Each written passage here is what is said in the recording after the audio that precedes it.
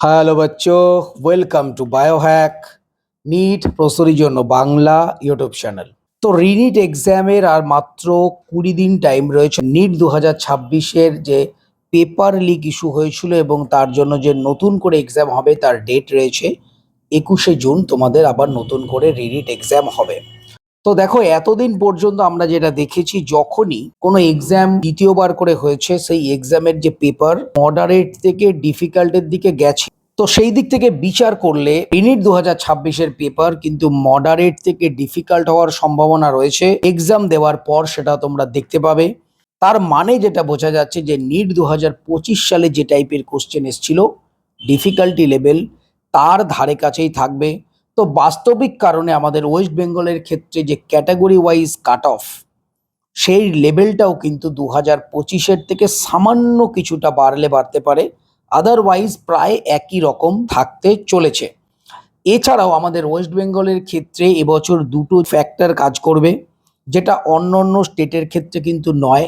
OBC reservation, এতদিন পর্যন্ত যে ওবিসি রিজার্ভেশন আমাদের ওয়েস্ট বেঙ্গলে চলছিল, ওবিসি এ এবং ওবিসি বি, তো এই নিট 2026 বা রিনিট 2026-এর ক্ষেত্রে যেহেতু সরকার চেঞ্জ হয়েছে এবং স্পষ্টভাবে ঘোষণা করে দিয়েছে এখন থেকে কিন্তু ওবিসি এ এই রিজার্ভেশন থাকবে না, শুধুমাত্র ওবিসি রিজার্ভেশন থাকবে এবং যেটা 7%। তার মানে ওবিসি এ যারা পেত তারা কিন্তু ওবিসি রিজার্ভেশন পাবে না, তারা ডাইরেক্ট জেনারেলে গিয়ে ঢুকবে।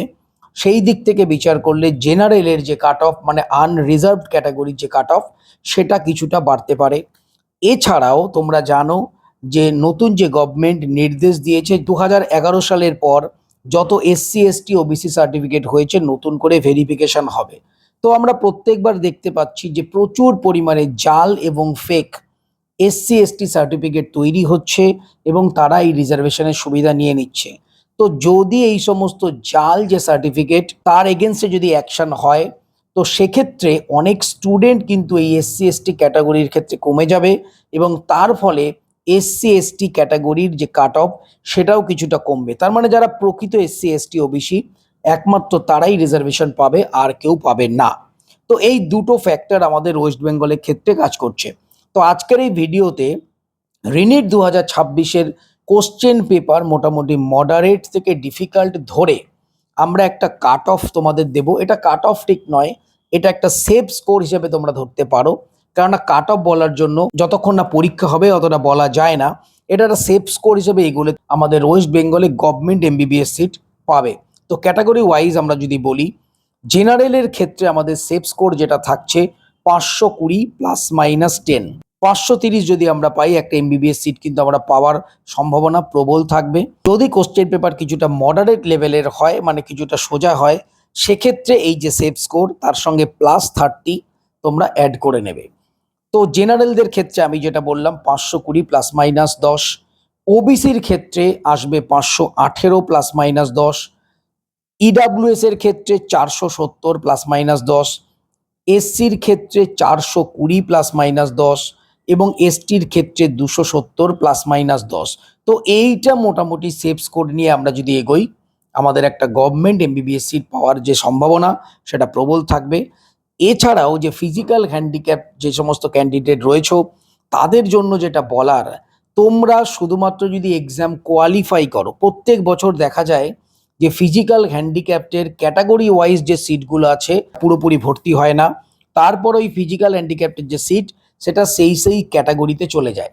তো ফিজিক্যাল হ্যান্ডিক্যাপ্টের ক্ষেত্রে যেটা তোমাদের কোয়ালিফাইং মার্কস হবে, সেই কোয়ালিফাইং মার্কসটা তোমরা পেলেই তোমরা একটা গভর্নমেন্ট এমবিবিএস সিট পেয়ে যাবে।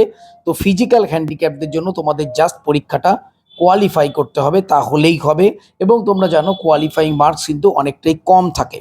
তো যাই হোক, তোমরা প্রত্যেকে যারা প্রিপারেশন করছো একটা নির্দিষ্ট গোল সেট করো, মোটামুটি একটা সেফ স্কোর আমি যেটা বললাম সেই দিকে টার্গেট নিয়ে এগোও। এই নাম্বারটা পেলে একটা গভর্নমেন্ট এমবিবিএস সিট তোমরা অবশ্যই পাবে। হ্যাঁ, যদি তোমাদের আরো বেটার কলেজ, আরো ভালো কলেজে অ্যাডমিশন নিতে হয়, তাহলে বাস্তবিক কারণেই তোমাদের নাম্বার আরো বেটার পেতে হবে। যত বেশি নাম্বার পাবে তত ভালো কলেজে যেতে পারবে।